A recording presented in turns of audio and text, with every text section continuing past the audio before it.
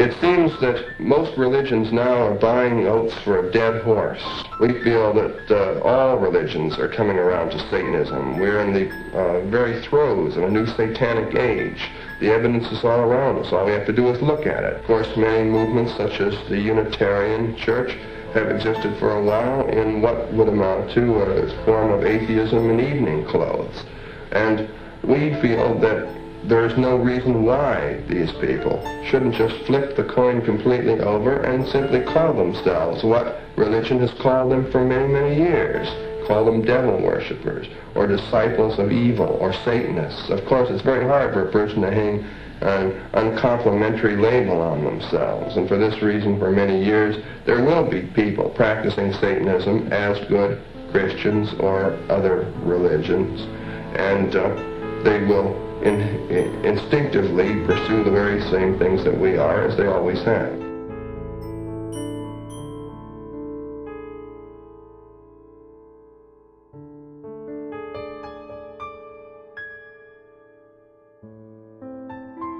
So I want to start off this video by saying that this is the second part of a discussion that I'm doing on my channel regarding Satanism. Recently I read the Satanic Bible by Anton Szandor LaVey. My vision at the beginning of this project was to give a three-point argument as to why I believe Satanism is not a convincing religion. In the last video I only dealt with one of those major points. That first point was that I believe Satanism is ultimately built on a shaky foundation right off the bat, therefore making it a very unstable religious philosophy. And for that major point I gave three sub-arguments as to why I thought that was the case. Now, if you haven't seen part one to this discussion, I would encourage you to go back and watch that. I'll link it in the card up above, because I really introduce the framework for how I'm going into this argumentation, and I kind of give my reasoning for why I even endeavored to read the Satanic Bible in the first place. And then I do make my first argument against Satanism in that video as well. And so in this video, I'm going to be making two more arguments.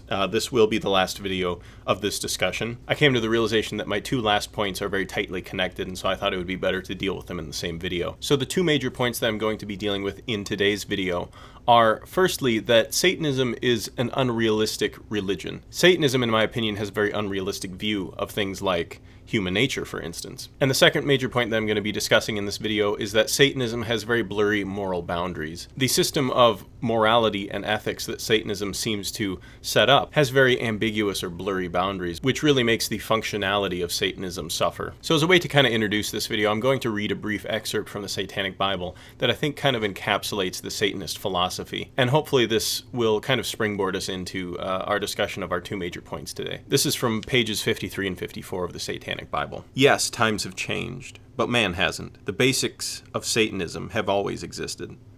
The only thing that is new is the formal organization of a religion based on the universal traits of man. For centuries, magnificent structures of stone, concrete, mortar, and steel have been devoted to man's abstinence. It is high time that human beings stopped fighting themselves and devoted their time to building temples designed for man's indulgences. Even though times have changed, and always will, man remains basically the same. For 2,000 years, man has done penance for something he never should have had to feel guilty about in the first place.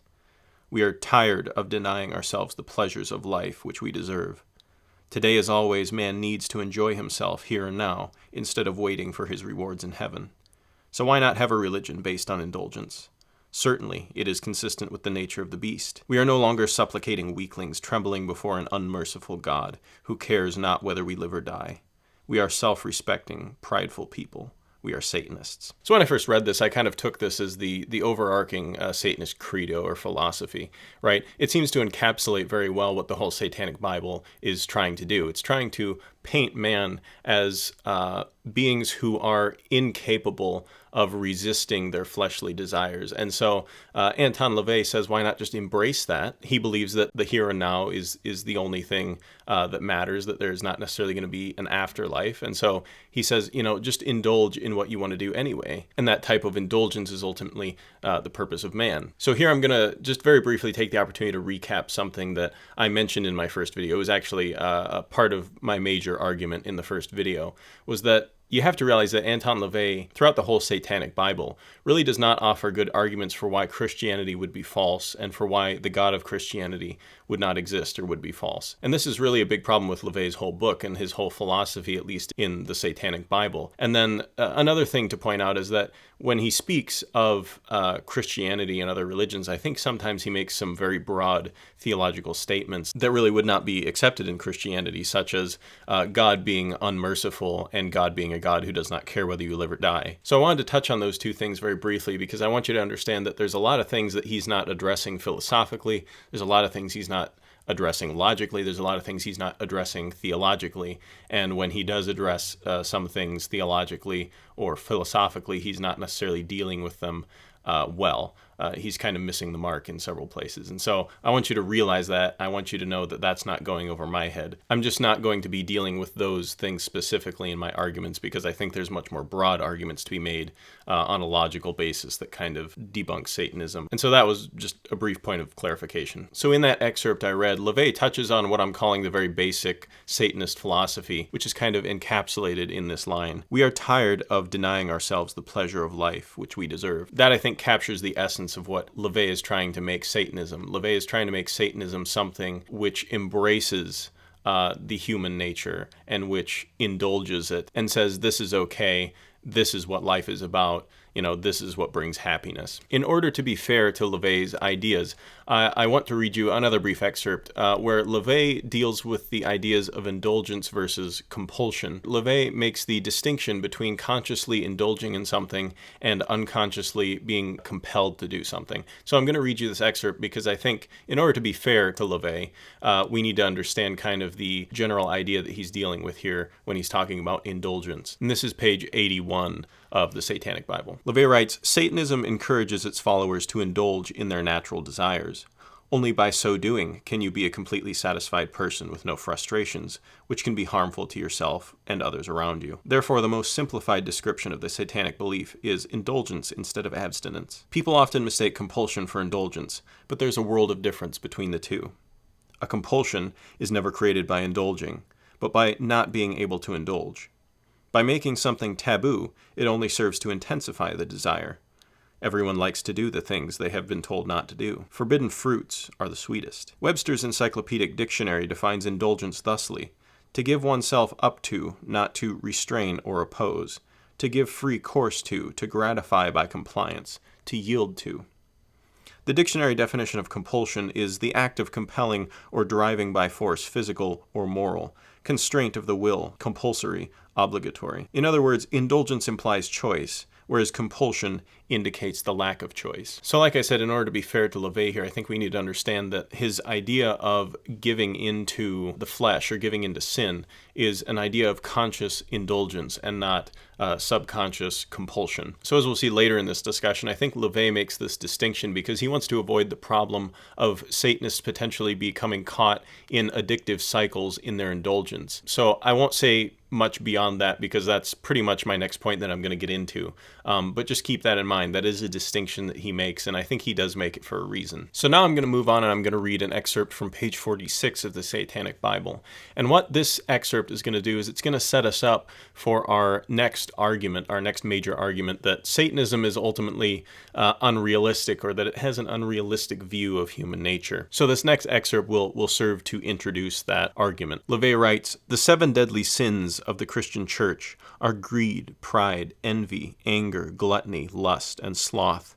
Satanism advocates indulging in each of these sins, as they all lead to physical, mental, or emotional gratification. A Satanist knows there is nothing wrong with being greedy, as it only means that he wants more than he already has. Envy means to look with favor upon the possessions of others, and to be desirous of obtaining similar things for himself. Envy and greed are the motivating forces of ambition, and without ambition, very little of any importance would be accomplished. Gluttony is simply eating more than you need to keep yourself alive.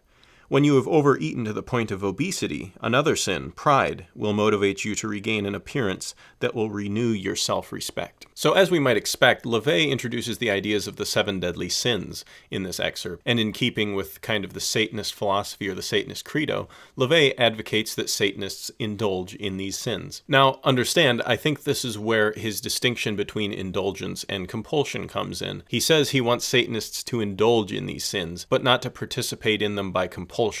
And I think he makes that distinction because he sees that there's a real danger in participating in these 7 deadly sins in a compulsory manner. That could lead to an addictive cycle if you're not careful, right?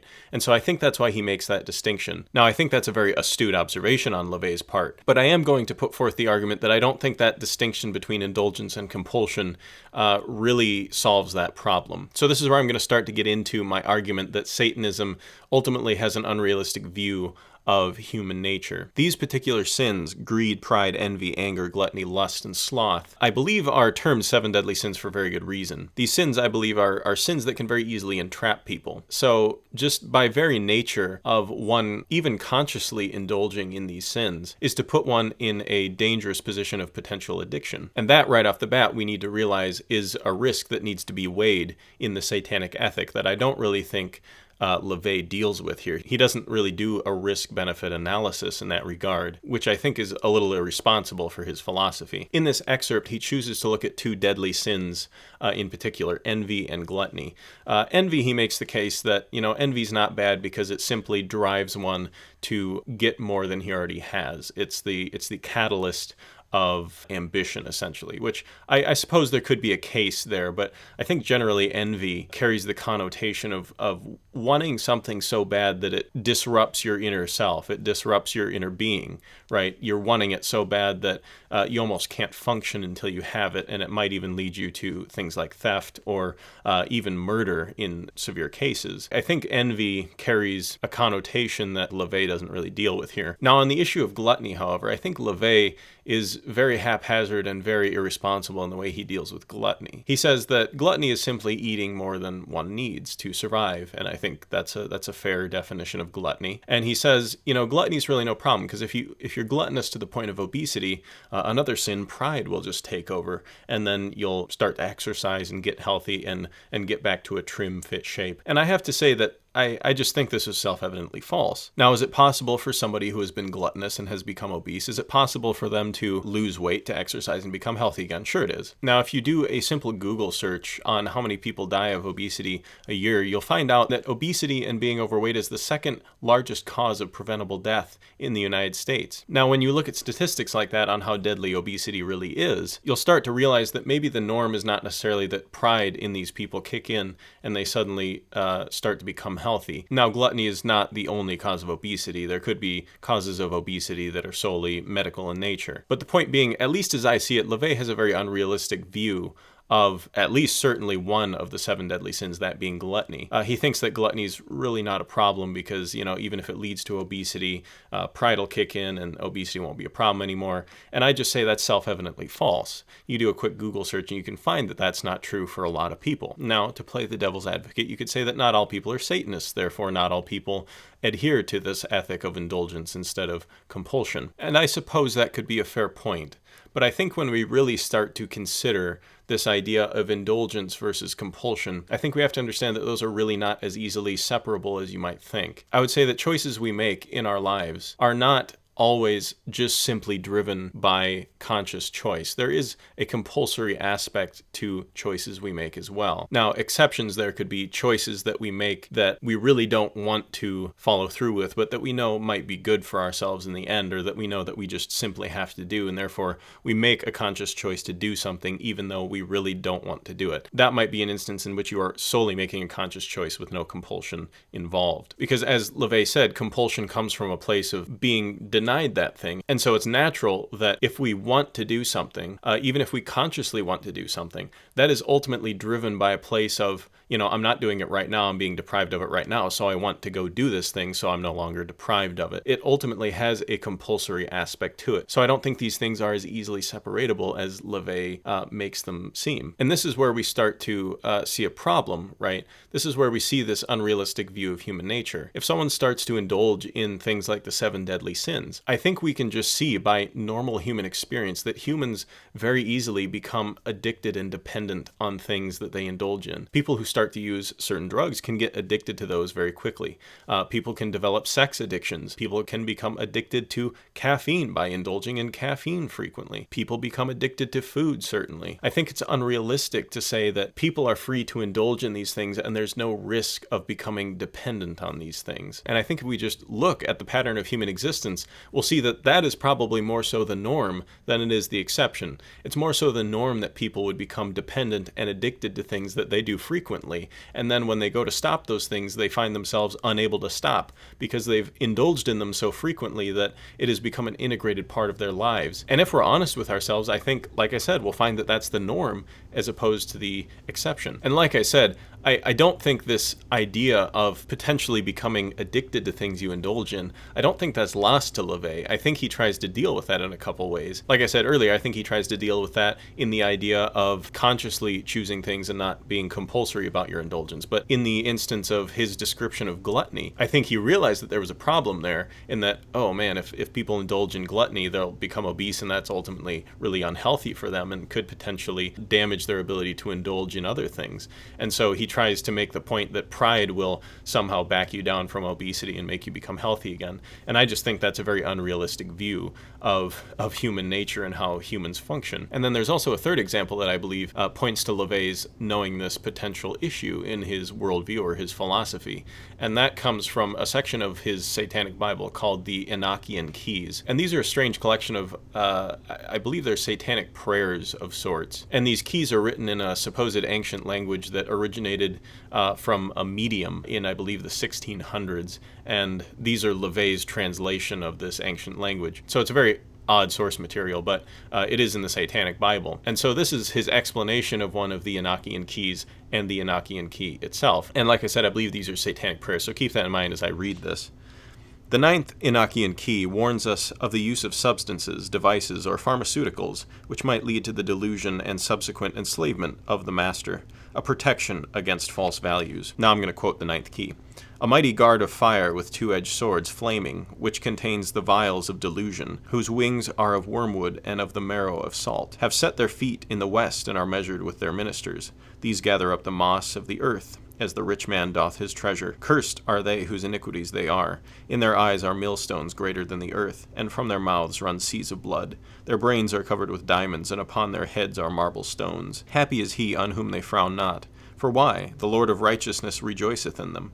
Come away and leave your vials, for the time is such as requireth comfort. So it's ironic because he's essentially saying, in ritual or in the Satanic Church, we're going to lift up this verse so that we don't become addicted to substances or pharmaceuticals. And it's ironic because LaVey doesn't believe in the supernatural, he doesn't believe in Satan, he doesn't believe in demons. And so who is he lifting this verse or this prayer up to? I'm not really sure. That's just kind of going into the ether, I guess. And so it really has no power. But again, I bring up this key because I think it's a third instance of him realizing that there's a potential problem with his philosophy. He's realizing that, oh shoot, if you indulge in things, you could potentially become a slave to them, addicted to them.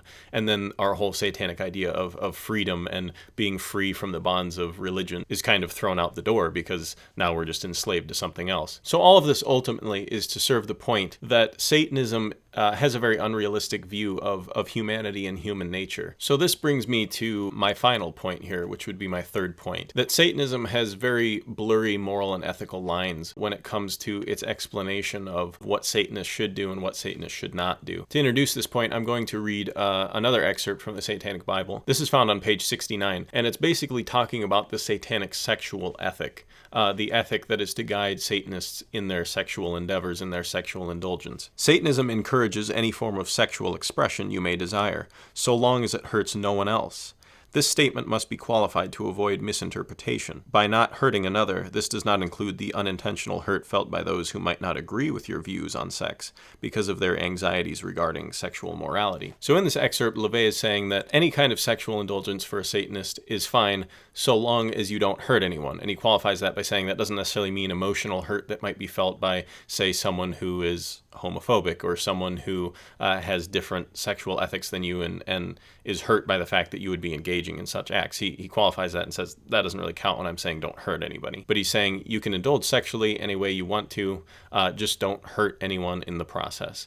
And later in the book, too, I will say he also goes further and says, sexual relations with children and with animals is also forbidden because children and animals are the most pure embodiments of the satanic ethic. So he says sexual relations with children, animals, and anyone who would be unable to give proper consent is strictly forbidden. However, I don't think LaVey specifically goes into why things like rape would be wrong. He just says, don't hurt anyone. Rape would obviously be hurting someone, but he doesn't give an explanation as to why hurting someone through sexual expression would be wrong. He just says, don't do it.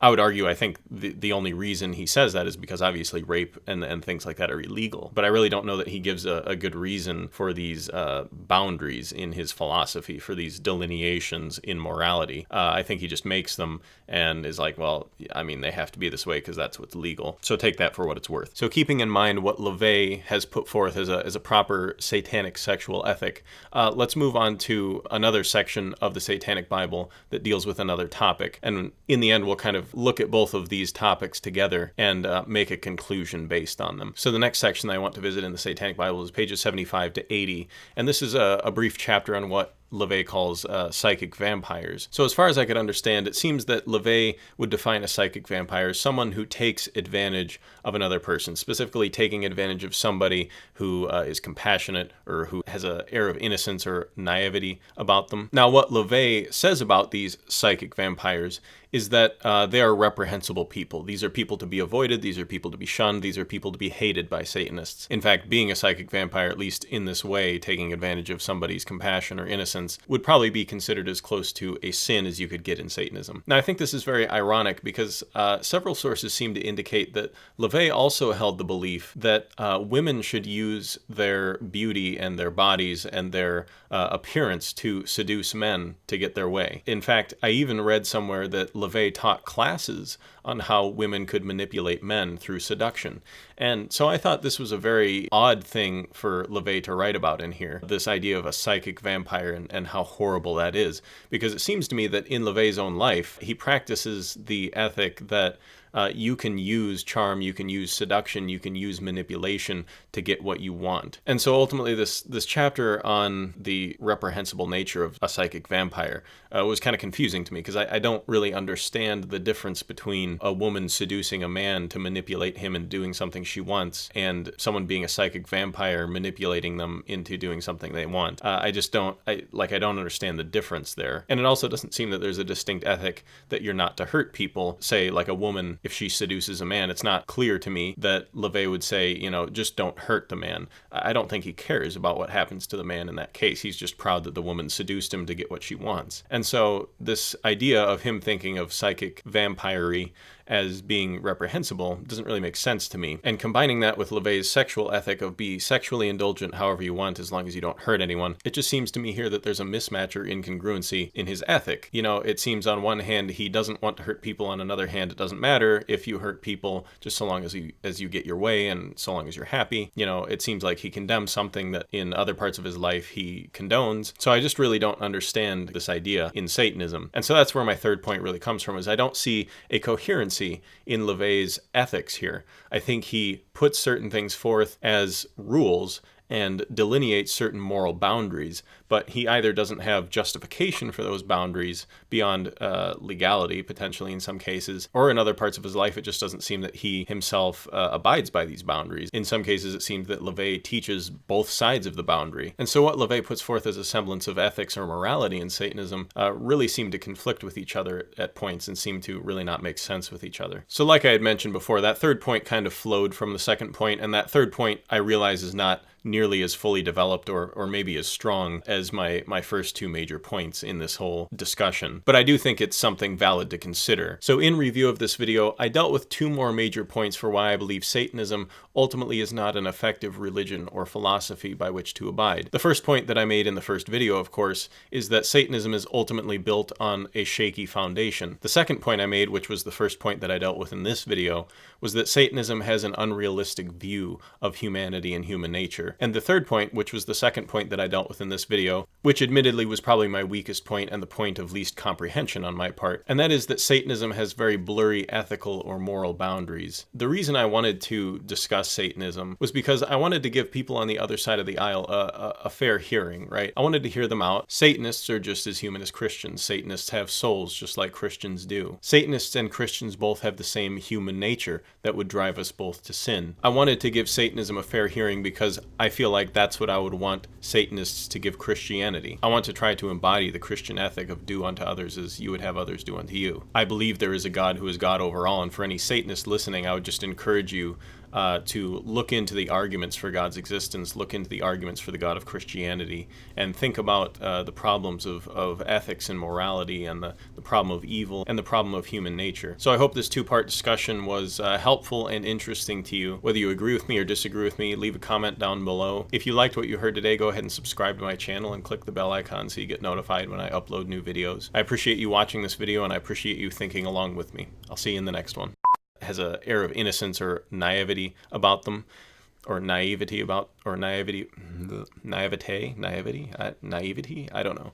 It has an air of naivety about, or someone who has an air of naivety about them.